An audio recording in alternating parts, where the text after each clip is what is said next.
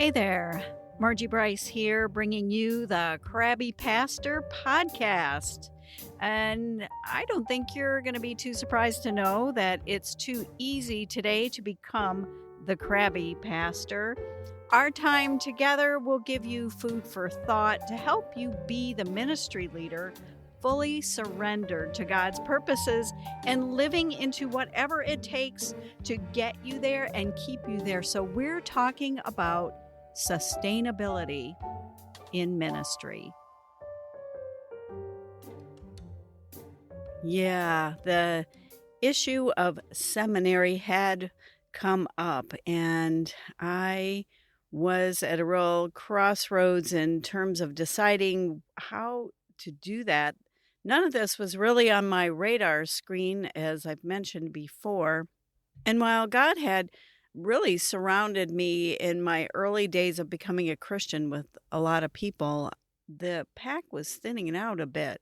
Or maybe it was that God was thinking I could do with a little less hand holding. Maybe there's seasons in our lives when we need more of that. What I did find out along the journey was that once you say that you're called into ministry, it's almost like, how could I describe this? Everybody goes quiet on you or something unusual happens. And I just kept toddling along, not knowing what to make of that. But as I asked other people who were called into ministry, they just kind of shook their head and then they went quiet. So I just thought, I don't know what to make of this. It's, maybe a part of the journey, I guess. So we considered moving to Kansas City to go to Nazarene Theological Seminary, and I visited down there. We both, my husband, and at that time it was around an 8-year-old he was, the youngest, was around 8-ish, and the older boys were not in the house anymore. They were off being young adults, but we went down to Kansas City and toured, and I talked to one of the professors, and I won't even say who it was, but they said, we train them and the United Methodists hire them. And a shiver went up and down my spine, and I thought, good heavens, what? I guess at the time, wait, what? Wasn't really a thing like it is now. And we instead opted for me to do the in-service program where you would do a boatload of work beforehand, go for like 10 days over just one weekend, and then you would do a boatload of work after. And you could work on a couple of classes at a time like that. I think I did supplement with some other online stuff to get done. But about halfway through my seminary experience, which I absolutely loved, by the way, I love learning. That's like high on my strength finder, and it just is a great, great thing. It just fills you so much. Halfway through, I discovered a master's thesis. I think I was taking a social justice class, and we're talking about race, class, gender, and I was looking at women in ministry kinds of things. I figured this is my excuse to research and get a grade for it. So I was like those kind of deals, and I found out that the hiring practices among the Church of the Nazarene at that time were a little thin, and boy, that made me kind of crabby, I guess, going back to, what this podcast is about. And, it's challenging enough. Seminary is challenging enough. I love the learning, but it's challenging. And I had set aside my business for ministry, and it just was a deeper and darker, not even dark, a dusk kind of journey. That sounds good. It was a dusk journey. So I went in the in-service program. So I was back and forth to Kansas City, and I did meet some friends along the way. It seemed like there was a whole cadre of people named Debbie. It was funny. At my ordination, I just happened to see all 5 of them standing together, and all their names were Debbie. So I went up and said, hey, Debbie, Debbie, Debbie, Debbie, I want you to meet Debbie, Debbie, Debbie. I was just too funny. Hey there. This is Margie here, your host of the Krabby Pastor podcast, and I want to urge you to stop surrendering your best self so that you can avoid the burnout that plagues so many ministry leaders. You don't want to become a crabby pastor, that's for sure. So what I've developed is a self-assessment journal style product called Radical Self-Care, Sustainability for Your Life and Ministry. And what I'm going to do is have the link to it in the show notes so you can go there. It will be the best $29 that you could spend. You can spend then your time, take time. That's something we don't do when we have big issues. You can take the time to explore how you view self-care and how you need to pursue it a little more. And I'm not about offering you a checklist, that's for sure, but I want to see how self-care can be knit into your heart and into your life so that you can go the distance that God has for you to go. So the Debbie thing kind of began in seminary.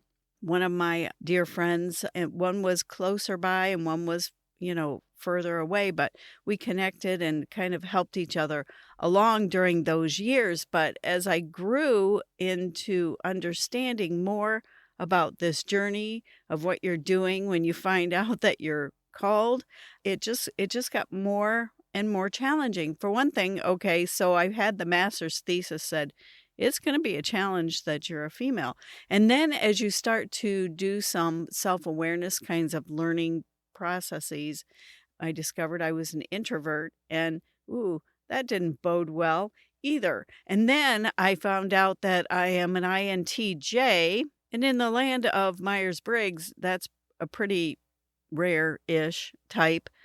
Pretty odd. And it seems like the last thing that this group of people does is understand how we come across to other people. So there was another learning curve. I was warned about this by one seminary professor we had individual appointments with him, and he kind of got in my face a little. I'm not meanly in my face, but just kind of said, do you ever feel like you're alone in a room and like you come at things from totally different perspective? And I said, yeah, I kind of do feel that way. And I kept thinking, how on earth does this square for somebody feeling called to be a pastor? I don't know. I wondered about that a lot. I wondered whether I had made a mistake, female introvert, odd personality type. I had heard glimmers of people say that introverts shouldn't be pastors. And that explains why there seems to be this demand for tall dudes who exude a lot of energy and personality. And my sarcastic self, or crabby self, however you want to rank and rate that, would say, well, you need to go to the Scripps School of Broadcasting where, these people are learning to be on-air personalities, whether radio, cable, or whatever. That's where you need to go for your pastors then, I guess. So if you're looking for a tall dude who exudes a lot of energy and personality, and I am a short female introvert, and I guess I still am that. You just got to figure that God knew all that when the call was offered. And at the end of the day, it is what it is. I think God knew all that about me. And in all honesty, there were plenty of moments of doubt. Like, what am I doing in seminary? Costing my family, money, my time away. And then the great Taco Bell meltdown occurred. Now, my husband is a pretty mild-mannered person, and he is very patient and doesn't complain. And yet there was a long day, and there was a whiny 10-year-old, and there was an order at Taco Bell that went bad that he didn't realize until he got home that it wasn't what he ordered. And he took the whole thing and just blew up and threw it in the garbage can. And I think it really shocked the 10-year-old because that's just not who his dad usually is. And I'm sure that other families can attest to this kind of thing where, I'm off at school loving the learning although I'm still having doubts and questions, and my husband's holding down the fort. I wasn't as good as one gal in seminary. She came and she had everything frozen, every meal frozen and labeled for what day and time and everything. And I sort of felt a little like a schlep because I didn't do that. I just put lots of stuff in the freezer and called it good. I didn't label anything. I felt like my husband was competent enough to figure that out and read the labels and that kind of stuff. But I was at the same time, while everybody's enduring me being gone, I was starting to feel like things were kind of stacked against me.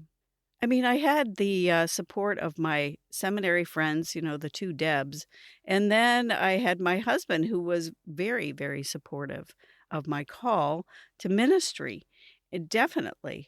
And then there was a class where you had to start, looking at, it was geared to help you become more self-aware. And those are always really helpful classes, but they stressed getting a support group. They stressed getting an accountability group. Peeps, get your little peeps going there. And while I had made friends in seminary, I was not successful getting an accountability group going. Oh, I tried. I tried and I tried talking to other women in ministry that I knew, and we would all agree that we needed this. We would all agree that, oh man, I just need a group of people around me. But yet when push came to shove and you tried to set up an actual time to gather, nobody seemed to be available then. So I guess at the end of the day, you just say, well, all right, I guess it really wasn't a priority. It was a nice, shiny thing that you knew you ought to have, but you didn't really want to set time for it. And I guess I'll take this moment to say, quite often, self-care falls into that very same category where you need to do it and it's important. And yet when push comes to shove, to actually sit down and think about what it means to do self-care or to cultivate a lifestyle that is self-care to help support the things that you're doing, especially when it comes to being called into ministry, we often don't do that until it's too late and you're ready to crash and burn, which is not a good thing. So I was attempting to get the people piece going, and I was just not very successful. I tried several times, and it was a deep disappointment to me that just didn't work out. So yeah, doing seminary without the support of a regular accountability kind of intentional group was just not something that worked out for me at that particular time. Hey, thanks for listening. Thanks for considering what it looks like to be the crabby pastor.